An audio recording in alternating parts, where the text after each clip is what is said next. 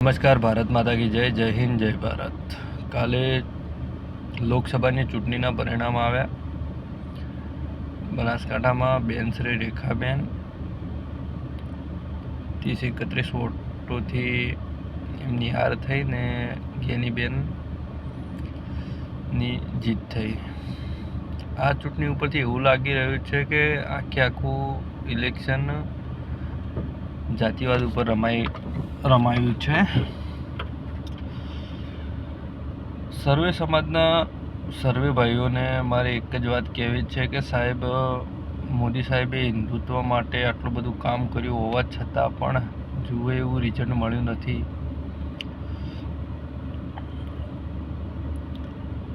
આ બહુ દુઃખની વાત કહેવાય કે આટલી ઓછી સીટો આવી અને એ પણ આટલું સરસ કામ કર્યું હોવા છતાં પણ ક્યાંક ને ક્યાંક આપણા હિન્દુઓની અંદર જાતિવાદ છે. તેથી મારે સર્વે મારા બંધુઓને, મારા ભાઈઓને કહેવા માગું છું કે સાહેબ, જાતિવાદ ખતમ કરો. આપણે રાષ્ટ્ર માટે લડીએ છીએ અને જે રાષ્ટ્ર માટે કામ કરે છે એને મત આપીને વિજય બનાવો. ક્યાર સુધી આપણે જાતિવાદ ઉપર રાજકારણ રમીશું? આવનારા સમયની અંદર જો સત્તાની અંદર બીજેપી નહીં હોય તો તમને પણ ખબર છે કે શું થશે ને મને પણ ખબર છે કે શું પરિણામ આવશે. જો બીજેપી સત્તાની અંદરથી હટી ગઈ તો બહુ ભયંકર પરિણામ આવશે અને કોઈ વિચાર્યું નહીં હોય એવી હાલત આ દેશની થશે અને પછી પસ્તાવો કરવાથી કશું ફાયદો નહીં થાય. એટલે રાષ્ટ્રહિત માટે કામ કરો, રાષ્ટ્રહિત માટે વોટ કરો. આ ખોટી જાતિવાદ ઉપર રાજકારણ ના રમો. સમસ્ત મારા ભાઈઓને, મારા બંધુઓને મારે એક જ વાત કહેવી છે કે ઘણા સમયથી મારે એક સંગઠન બનાવવાનો એક વિચાર હતો. યુવા એકતા ફાઉન્ડેશન કરીને એક સંગઠનની સ્થાપના કરવી છે. આ સંગઠન જે જરૂરિયાતમંદ પરિવાર હોય, જરૂરિયાતમંદ યુવાનો હોય, એમને મદદ કરવા માટે આ સંગઠન બનાવવું છે.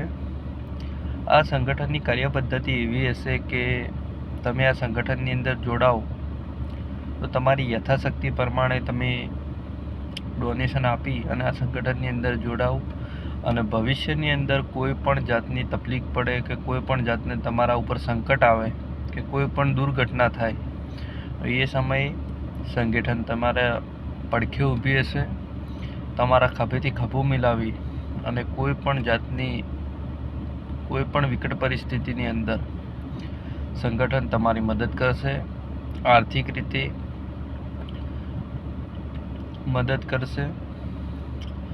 આ સંગઠન હું એ માટે બનાવવા જઈ રહ્યો છું કે હાલના સમયની અંદર ભાઈ ભાઈનો નથી, કોઈ કોઈની મદદ કરવા માગતું નથી અને આવું એકાદું સંગઠન હોય તો મારા યુવાનોને, મારા ભાઈઓને કોઈ પણ જાતની મુસીબત આવે તો આપણે બધા યુવાનો મળી અને મદદ કરીએ.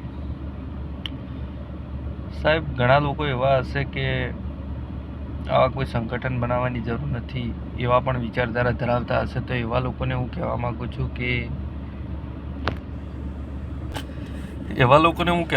છું કે હાલના સમયની અંદર કોઈ કોઈનું નથી. સાહેબ, કોઈ યુવાનોની કોઈ મદદ કરતું નથી, સૌનું કરે છે. અને મારા યુવાધનને મદદ કરવા માટે, મારા યુવાધન કોઈ મુસીબતમાં હોય અને એમને સપોર્ટ કરવા માટે આ સંગઠનની સ્થાપના કરવા માગું છું. સાહેબ, એક હાથે તાળી ના વાગે, તમને પણ ખબર છે, મને પણ ખબર છે. એટલે મારે સર્વે સમાજના સર્વે યુવાનોની આ સંગઠન બનાવવા માટે જરૂર છે અને સર્વે સમાજ એક થઈ અને આ સંગઠનની આપણે સ્થાપના કરીએ. આ સંગઠન કોઈ પણ જાતનો કોઈનો વિરોધ કરતું નથી. આ સંગઠન માત્ર ને માત્ર લોકોની સેવા કરવા માટે, જનસેવાના કાર્યો કરવા માટે બનાવવામાં આવે છે. આવા જે સંગઠનની સ્થાપના કરવાની છે એના માટે તમારા શું વિચારો છે એ મને વોટ્સઅપના માધ્યમથી જણાવશો. મારો વોટ્સઅપ નંબર છે 81 422 690 8140022690. નમસ્કાર મિત્રો, તમારા શું વિચારો છે એ મને જણાવશો તો મને બહુ મદદરૂપ થશે. આપણે સૌ યુવાનો એક થઈ એકબીજાની મદદ કરીએ. સર્વે સમાજના યુવાનો એક થઈ અને આ સંગઠનની સ્થાપના થાય, આ સંગઠન સારી રીતે કામ કરે અને જરૂરિયાતમંદોને આપણે ઉપયોગી બનીએ એવી મારી સૌને નમ્ર વિનંતી છે. ભારત માતા કી જય. જય હિન્દ, જય ભારત.